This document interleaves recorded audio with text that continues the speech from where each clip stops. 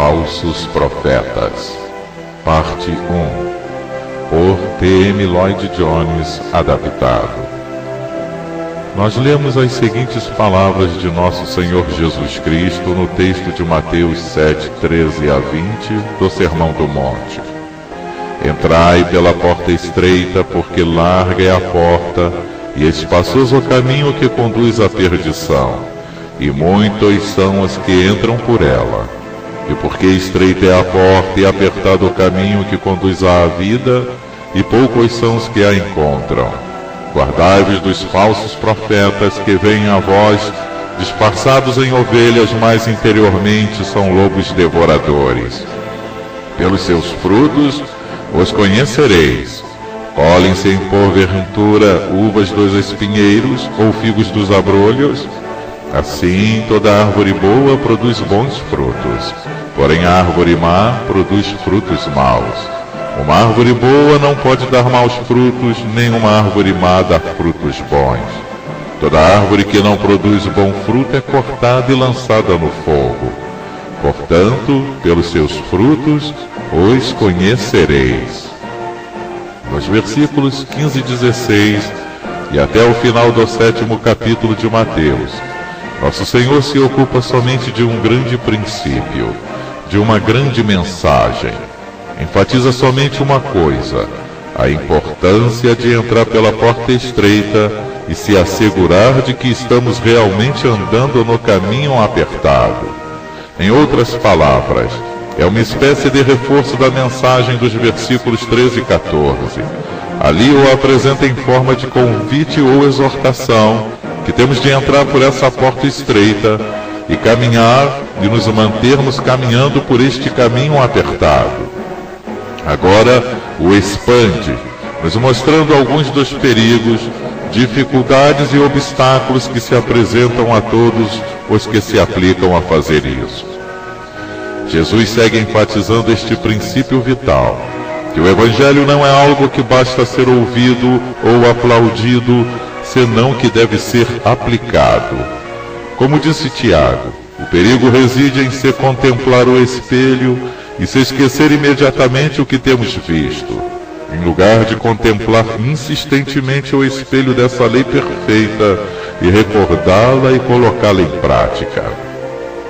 Este é o tema que nosso Senhor segue sublinhando até o final do Sermão do Monte. Antes de tudo, o apresenta em forma de dois perigos específicos e especiais que surgem no caminho. Mostra-nos como temos que reconhecê-los, e uma vez reconhecidos, como enfrentá-los. Logo, uma vez expostos estes perigos, conclui o argumento e todo o sermão, apresentando-o numa afirmação simples, franca, clara, em função da metáfora das duas casas, uma construída sobre a rocha e a outra sobre a areia. Porém, desde o início até o fim é o mesmo tema, e o fator comum das três partes da afirmação geral é a admoestação terrível sobre o fato do juízo.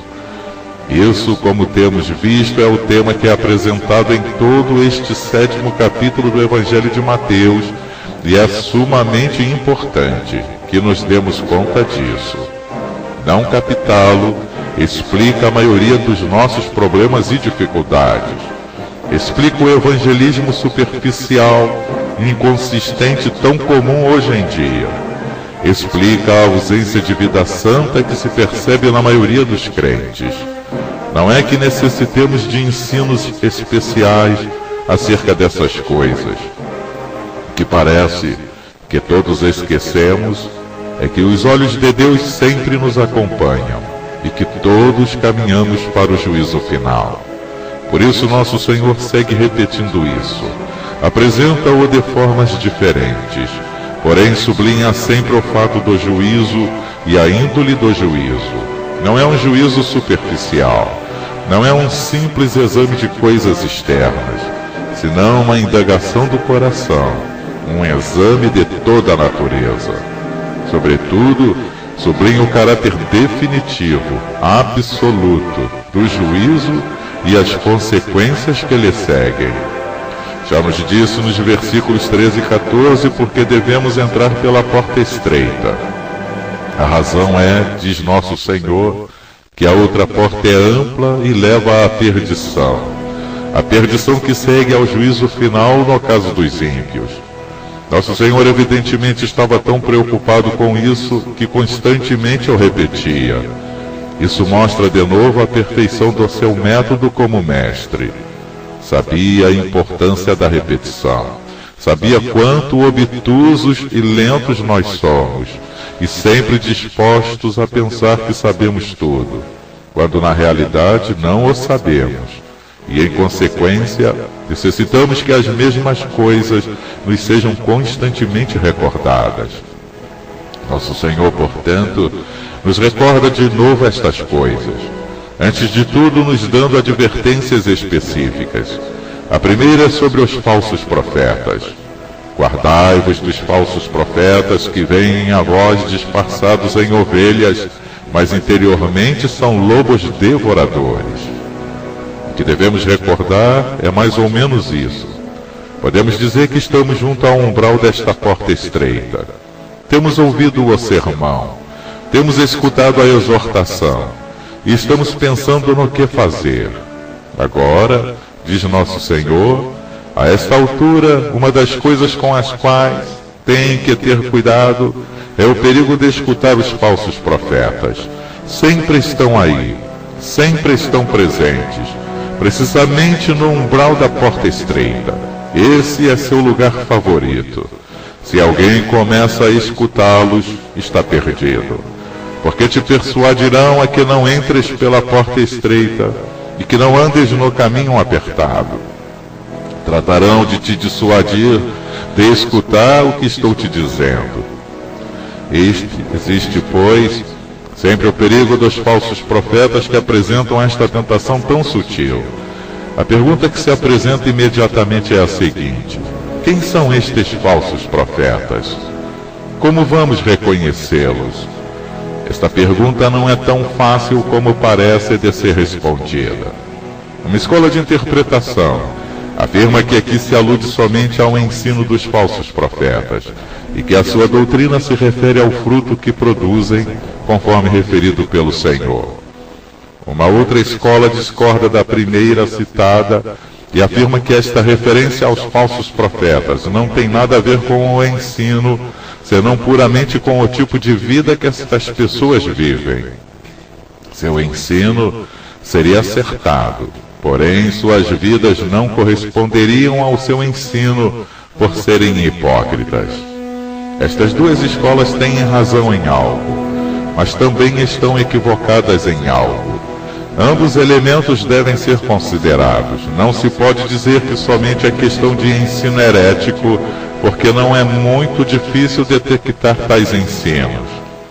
A maioria das pessoas que possuem um certo discernimento podem identificar um herege. E sem dúvida, a metáfora do Senhor sugere que há uma dificuldade no reconhecimento dos falsos profetas, que há algo sutil nisso. E ele fala em vestimentas de ovelhas na metáfora. Sugere que a verdadeira dificuldade quanto a este tipo de falsos profetas é que em princípio não se imagina o que eles sejam. Tudo é sumamente sutil. Tanto é assim que o povo de Deus pode ser levado ao engano por eles. Recordemos como o apóstolo Pedro se referiu a isso no 2º capítulo da sua 2ª epístola. Estas pessoas, disse, introduzirão encobertamente.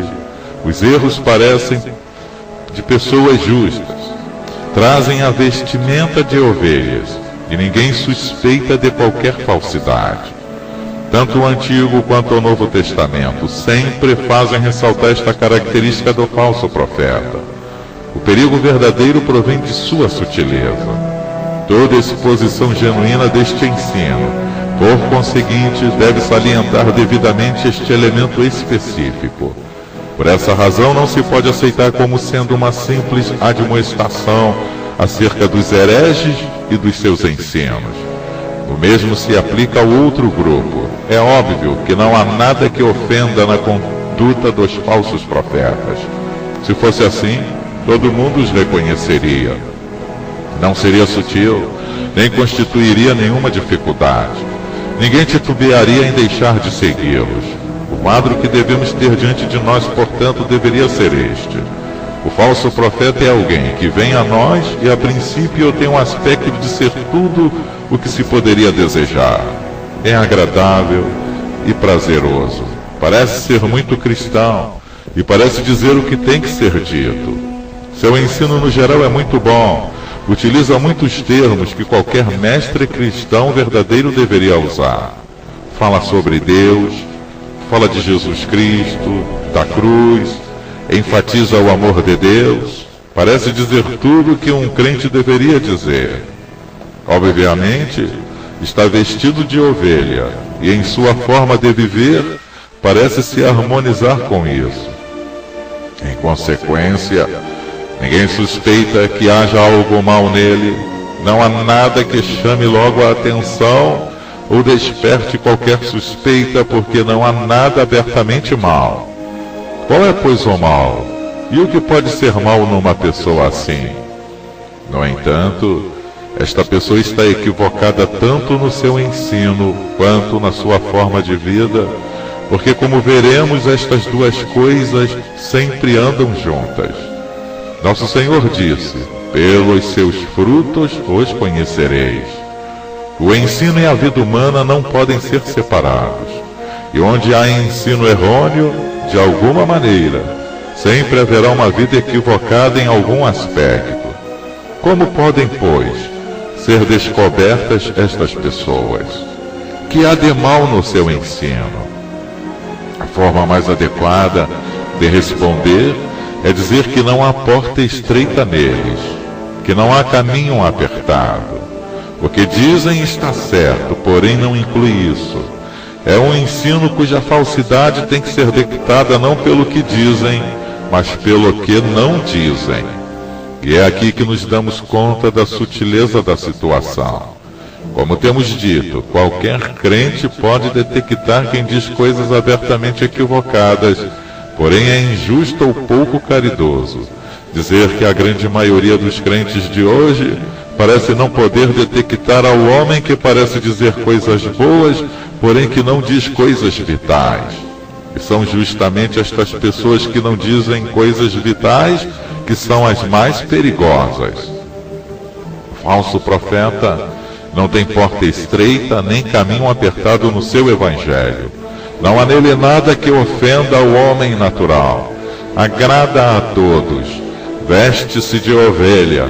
É atrativo, agradável à vista. Apresenta uma mensagem tão bonita, confortante e consoladora. Agrada a todo mundo e todo mundo fala bem dele. Nunca o perseguem por seu ensino. Nunca o criticam com rigor. Tanto os liberais como os modernistas o louvam. Em suas palavras, não há nada do escândalo da cruz. Nós apresentaremos a segunda parte deste sermão.